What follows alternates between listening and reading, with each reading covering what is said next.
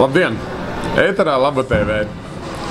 Piedāvājam jūsu uzmanībai pirmo Latvijas amatieru bowlinga asociācijas projekta Laba TV veidoto ziņu izlaidumu no mūsu improvizētās studijas bowlinga centrā Bolero.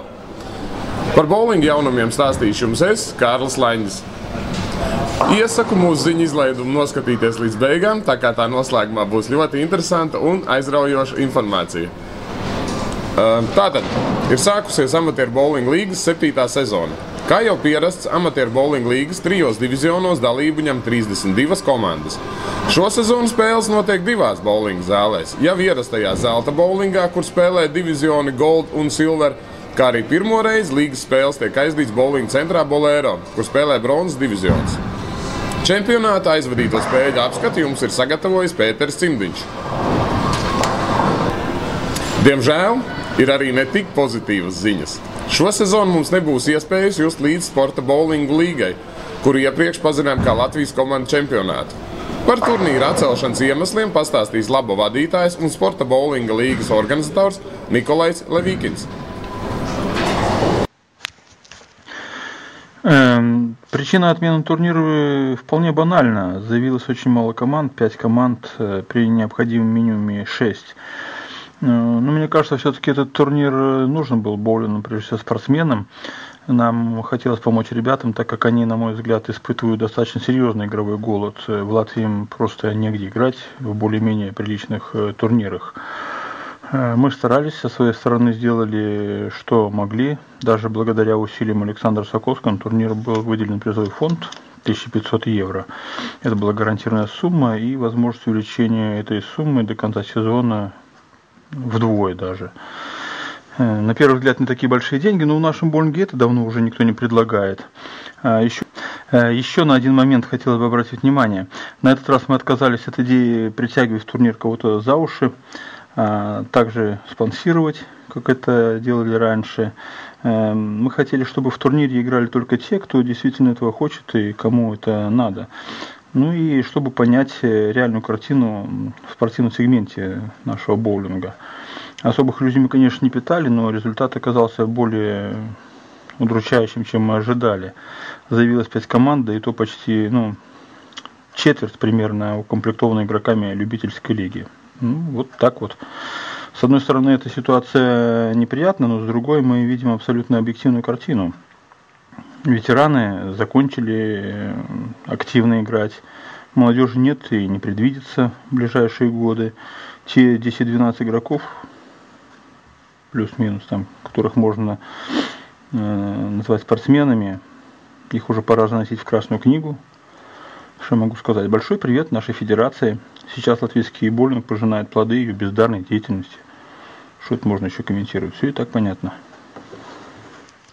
Šo sezonu pirmo reizi vēsturē komandas no Latvijas ņem dalību starptautiskā bowlinga turnīrā Internet Bowlings. Turnīra ietvaros spēles notiek vienlaicīgi visās dalību valstīs. Turnīra norisei un rezultātiem sekojam līdz ar internetu palīdzību. Latviju pārstāv komandas Tenpin un Ragazī, kuras jau pirmajā kārtā priecēja līdzutējus ar skaistu spēli un lieliskiem rezultātiem. Komanda Tenpin pirmajā kārtā tikās ar pagājušā gada čempioniem Maskavas CSKA.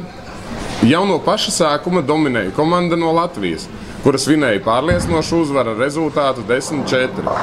Ievērības cienīgs ir Tenpin komandas spēlētāja Artūra Levīkina sniegums. Uzmesti 300 punkti, piezīmējuši 26. reizi karjerā.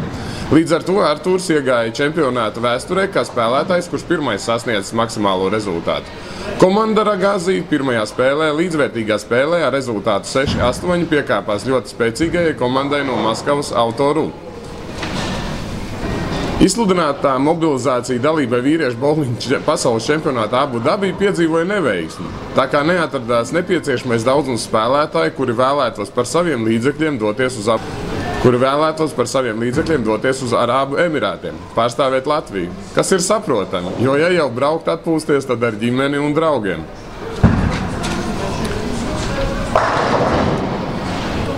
Ir sākusies pieteikumu pieņemšana dalībai Studentu līgā. Detalizētāk par to jums pastāstīs Studentu līgas projekta vadītājs Viktors Gorohovs.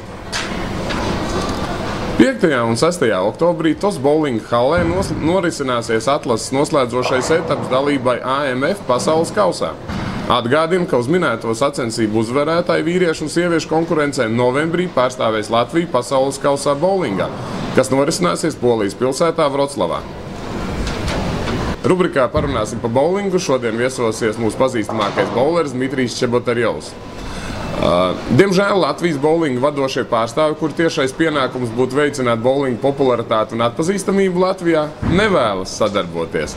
Un mūsu piedāvājumu informēt skatītājus par Latvijas bowlinga aktualitātēm jau ignorējuši Latvijas bowlinga asociācijas valdes priekšsēdētājs Aleksandrs Rihters un kluba AZ bowlings vadītājs Aivars Zizlāns. Mēs savukārt turpināsim jūs informēt par svarīgāko. Mūs gaida aizraujoša tikšanās gan ar amatieru bowlinga līgas komandu dalībniekiem, gan ar personībām, kuras jau guvušas ievērību un atpazīstamību gan Latvijā, gan ārzemēs. Ir noslēdzies kārtējais 2 tenpinu līgas turnīrs. Par turnīru uzvarētājiem kļuva komanda Raks, kuru spēlē Jānis Dzalps, Andis Dārziņš un Jānis Zālītis. Par līgas lielā kausa ieguvējiem kļuva komanda Raks 1 ar Jāni Štokmani un Danielu Vēzi sastāvā. Savukārt mazo līgas kausu izcīnīja komanda Gans no Jūrmalas – Veronika, Inokentijs, Artjoms un Kirills Hudjakovi. Un tagad solītie jaunumi. Latvijas amatieru bowlinga asociācija paziņo par jaunu projektu uzsākšanu. Dalību tajā var ņemt visi interesanti. Jaunajā projektā bowlinga spēle tiek apvienot ar kādu citu populāru sporta veidu, tādējādi veidojot futbolingu, basketbolingu, volejbolingu un tā tālāk.